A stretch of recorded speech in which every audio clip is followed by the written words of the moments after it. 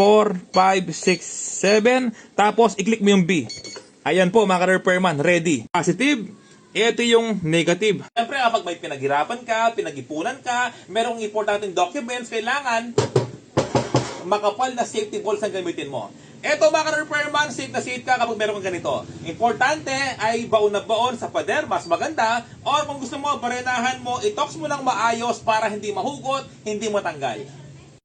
Paano nga ba ito gamitin? Siyempre kapag bibili ka ay kailangan may idea ka kung paano ito gamitin at pagganahin. Ito po yung kanyang plate, buksan natin yan kasi nakadlock yan.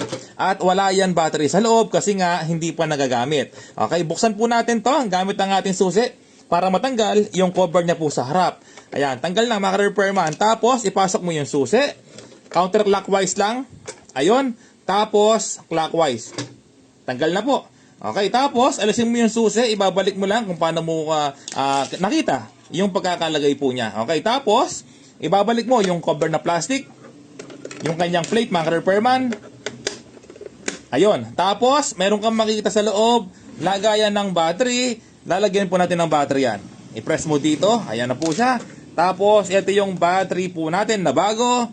Tapos ito yung negative. Yung negative niya mga repairman, yung may spring. Ito yung negative niya, ilalagay mo dito, ipapasok mo, negative.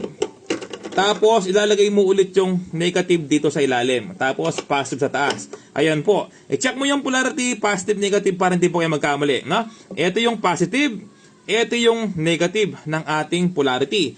Tapos ito yung negative, yung may spring, ipapasok mo lang dito muna yung kanyang positive, positive. Okay, tapos yung negative ipapasok mo dito.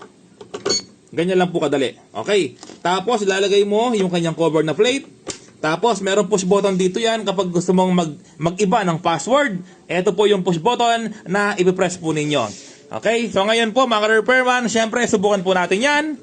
Una yon, i-press ko muna yung button ng isang beses. Ayan po, kapag umilaw, itong kanyang nakalagay na proceed. So, ibig sabihin po mga repairman ay pwede ka na maglagay ng password. So, halimbawa, ang password na napili ko, 4, 5, 6, 7.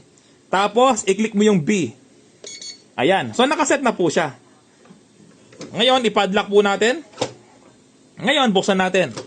Siyempre, hindi mo yan makakalas. Gagamitin mo lang yung susi kapag low-bat siya or nakalimutan mo yung password. Ngayon, mga repairman, siyempre, meron tayong nilagay na code. Gagamitin po natin. Pero bago yon, buksan ko muna. Hindi ko talaga mabuksan kasi nga po nakalock yan. Okay? So, ngayon, eto na po siya. Yung password, 4, 5, 6, 7. Tapos, i-click mo yung B. Ayan po mga repairman, ready. Ibig sabihin po, tanggal na po yan. Okay, kung makita po ninyo, napakakapal po ng lock niya, no? Okay, i-lock po natin siya. Ayan, para may idea po kayo, solid na bakal po yan, kaya hindi makakalas kahit na anong gawin po ninyo. Napakabigat po niya at quality yung pagkakagawa. Napakakapal po sa harap mga repairman, kaya mabigat ang pagkakagawa.